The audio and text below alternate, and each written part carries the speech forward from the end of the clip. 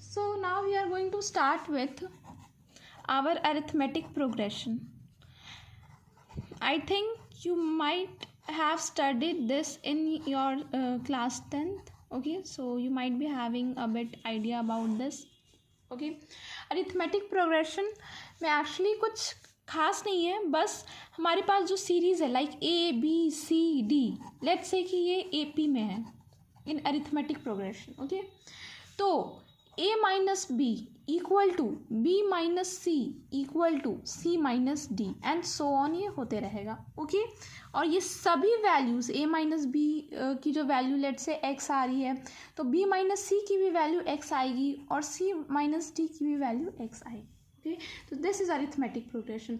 और अगर आपको कन्फ्यूज़न है कि हम A माइनस बी करें या B माइनस ए करें, तो आप चाहे तो A माइनस बी भी कर सकते हैं, B माइनस ए भी कर सकते हैं, लेकिन आपको ध्यान इस बात का रखना होगा कि अगर आप A माइनस बी कर रहे हैं तो इस तरफ भी आपको B माइनस सी, मतलब first term minus second term करना है, इधर भी first term minus second term करना है, फर्स्ट टर्म माइनस सेकेंड करना है. और अगर आप B माइनस ए कर रहे हैं यानी second term minus first term कर रहे हैं, तो बाकी सभी केसेस में भी पहले आपको सेकेंड टर्म लेना होगा, उसमें से उसके पहले वाले टर्म को सब्ट्रैक्ट करना होगा.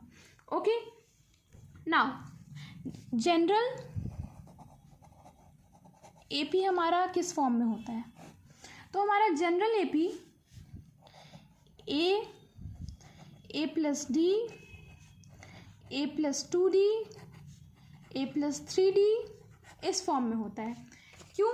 क्योंकि ये जो हमने A माइनस बी है ना, इसी को हम D बोलते हैं actually, common difference. Okay, common difference क्यों बोलते हैं? क्योंकि ये एक ऐसा डिफरेंस है जो कि हमेशा कॉमन है. चाहे हम B माइनस ए भी करेंगे तो D ही आएगा, C माइनस बी करेंगे तो D ही आएगा, D माइनस सी भी करेंगे तो D ही आएगा.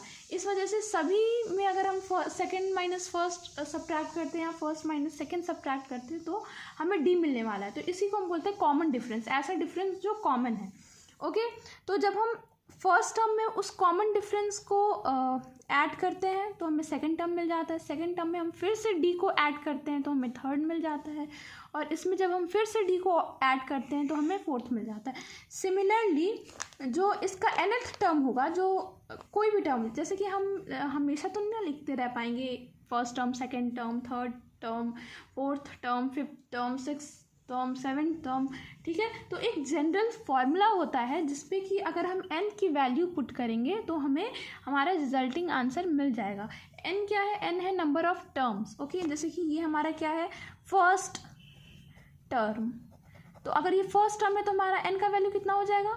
1 हो जाएगा. ये हमारा सेकेंड टर्म है तो n का वैल्यू क्या हो जाएगा? 2. Similarly n equal to 3, similarly n equal to 4. So over here we will be getting A plus n minus 1 into D. So Tn, that is nth term of an AP, can be represented by A plus n minus 1 into D, where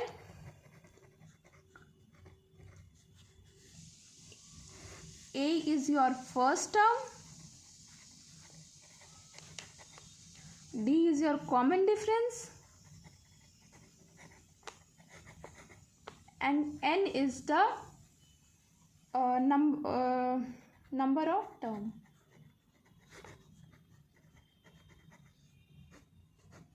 Okay, now there are some things which you can note down. Suppose in the question you have to take any 3 terms in an AP. ठीक है, तो 3 terms in an AP can be taken as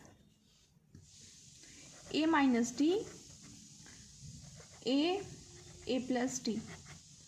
Similarly, 4 terms can be taken as A minus 2D, A minus D, A plus D, A plus 2D. If someone asks you 5 term,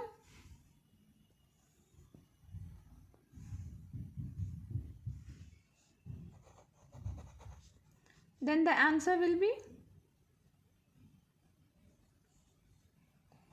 a minus 3d, a minus d, a plus d, and a plus 3d. Just observe the pattern. In the case of 3 terms, means odd number of terms. In odd number of terms you have to take a और फिर इसके आजू बाजू में plus D minus D, ठीक है, और फिर एक, यानी हमको 2 नहीं लेना है, a प्लस 2d नहीं लेना है, फिर a प्लस 3d लेना है, a माइनस 3d लेना है. और अगर if someone ask 7 term, then similarly हमें a लेना है. ऑड टर्म अगर आएगा तो हमें a लेना है. फिर इसके बगल में a plus D, a plus 3d, a plus 5d, and over here a minus D, a minus 3d, a minus 5d. और in case of even number of term you don't have to take a, simply you have to take a plus d, a minus d, a plus 2d, a minus 2d, a plus 3d, a minus 3d, likewise. Okay, now another property is, suppose a plus d, a plus 2d, a plus 3d, a plus 4d, a plus 5d and so on. नहीं, अभी हम सिर्फ 6 term ही लेते हैं, ठीक है, यहीं तक, ठीक है. तो फर्स्ट और लास्ट टर्म का जो सम होगा, देन सेकेंड लास्ट टर्म का जो सम होगा, एंड देन थर्ड लास्ट का जो सम होगा, वो सभी इक्वल होंगे. You can see a plus 5d equal to a plus d plus a plus 4d equal to a plus 2d plus a plus 3d. Okay, so now add 2a plus 5d, over here also 2a plus 5d equal to 2a plus 5d. So you can see that this thing is same. Now if we are having, now let's generalize this, and the last term will be a plus n minus 1 into d. Okay, इसके पहले वाला term क्या होगा, n plus a plus n की जगह n minus 1, so it will be n minus 2 into d. Okay, तो a और ये लास्ट वाले का जो सम होगा प्लस सेकेंड और जो सेकेंड लास्ट का सम होगा, third and then third last का सम होगा, ये सभी आपस में क्या होंगे, इक्वल होंगे. Okay, now our next property is, if in an AP your last term is given, okay, let's say this is your AP, a plus d, a plus 2d, and this is your last term. Let's say the last term is L. Okay, this is your last term. Okay, so nth term from end is, nth term from end, or you can say from last, is L minus n minus 1 in D. इसका मतलब यह हुआ कि ऐसे तो हम nth term कहाँ से, फर्स्ट से निकालते हैं, फर्स्ट से फाइंड आउट करते हैं. जैसे ये 1 है, 2 है, 3 है, तो थर्ड टर्म क्या होगा, फोर्थ टर्म क्या होगा, फिफ्थ टर्म होगा, तो हम 1 से इधर से काउंटिंग करते हैं. और सपोज हमें किसी ने आस्क किया कि लास्ट से जो थर्ड होगा, मतलब फर्स्ट सेकेंड थर्ड, लास्ट से जो थर्ड होगा, सो उसका हमें वैल्यू बताना है. ओके, तो लास्ट से जो nth टर्म होगा वो L minus n minus 1 into D होगा. Now let's move on to the next video, to the next property. Your next property says that if A, B, C are in AP, then twice of B is equal to A plus C. You can see that if we are taking 2, 4, 6, these three are in AP. Let's assume it as A, B and C. Then twice of B should be 1 plus A plus C, So 2 into 2 is equal to 2 plus 6, sorry, 2 into 4 should be equal to 2 plus 6, so 8 is equal to 8. Hence this is true. So this is an important property, you should remember it. In an AP, suppose A, B, C are in AP, then अगर equal constant से you are multiplying, like if A, B, C are in AP, then A plus 2, B plus 2, C plus 2, these all three will be in AP, or A minus 2, B minus 2, C minus 2, these will be also in AP. Similarly, if you divide A by some constant, B by some constant, see, if you are adding, then we should make sure that each term of an AP is multiplied by the same number. If you are subtracting, then we have to make sure that each term is multiplied, sorry, each term of an AP is divided by a same constant. Okay, and similar case is with division also. This will result in AP, and if we are multiplying A into 2, then B into 2, or C into 2, then this is also going to be an AP. The last one is sum of AP.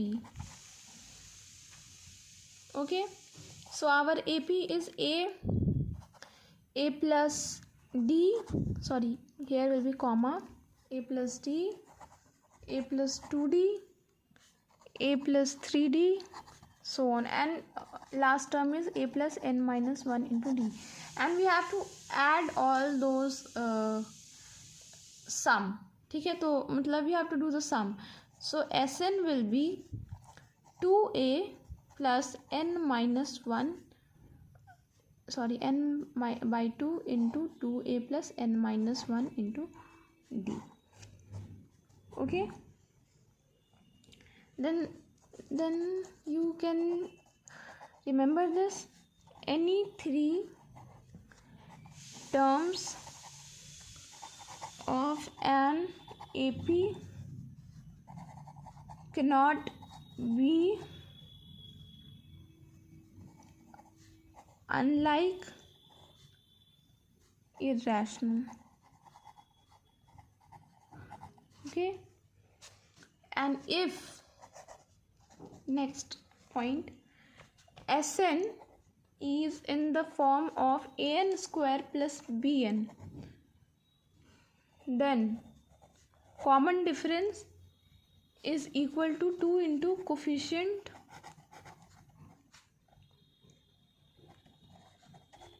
of n square. Okay, what is Sn? Sn is the sum of n terms of an AP. Okay, so if Sn is in this form, like S8 is in the form like 6n square plus 12n, मतलब format यही होना चाहिए, इधर n square होना चाहिए, यहाँ पे कोई कांस्टेंट होना चाहिए, यहाँ पे n होना चाहिए, और यहाँ पे 12. इसके अलावा कोई भी फॉर्मेट के लिए यह सही नहीं है. Okay, so you have to remember the format. और ये क्या है, एसेट मतलब कि sum of 8 consecutive terms of an AP. अगर यहाँ पे अगर S9 लिखा रहता तो sum of consecutive 9 terms of an AP.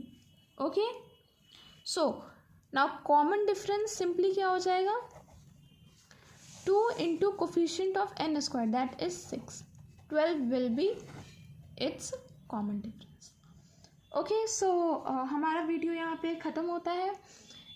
इतनी ही चीज़ें थी AP के बारे में. ओके, और जैसा कि मैंने आपको पहले बताया है कि यह वीडियो एक तरीके का रिवीजन टाइप वीडियो होगा, तो इस वजह से ज़्यादा कुछ मैंने नहीं बताया, ज़्यादा कुछ मतलब ज़्यादा वीडियो को मैंने लंबा करने की कोशिश नहीं की है, क्योंकि रिवीजन है और हम सभी चाहते हैं कि हमारा रिवीजन कम से कम टाइम में हो जाए. तो इस वजह से वीडियो को शॉर्ट ही रखा गया है, बट जितने भी पॉइंट्स काम के थे मैंने सभी बता दिए हैं. अब आप AP के सारे प्रॉब्लम कर सकते हैं. कहीं कहीं पे मैंने प्रूफ करके नहीं दिखाया, क्योंकि प्रूफ करने लगो तो वीडियो काफ़ी ज़्यादा लंबी हो जाएगी, तो डायरेक्ट मैंने आपको रिज़ल्ट्स ही बता दिए हैं और जितने भी पॉइंट्स हैं उन सभी को भी मैंने आपके सामने डिस्कस कर दिया है। और क्योंकि मैं वीडियो अभी बनाना स्टार्ट की हूँ तो बीच बीच में थोड़ी सी प्रॉब्लम आ सकती है, जैसे वीडियो कहीं कहीं पे ब्लर हो जा रहा है, उतने अच्छे से फोकस नहीं हो रहा है, तो please try to ignore all those things. कुछ टाइम बाद मैं जब वीडियो बनाऊंगी तो उन सभी प्रॉब्लम्स को सॉल्व करने की अपनी पूरी कोशिश करूंगी, but right now try to cooperate and ये छोटी चीज़ों को just ignore it, okay. And I make sure that I will not do any kind of compromise with the quality and the content of the video. So thank you and have a nice day.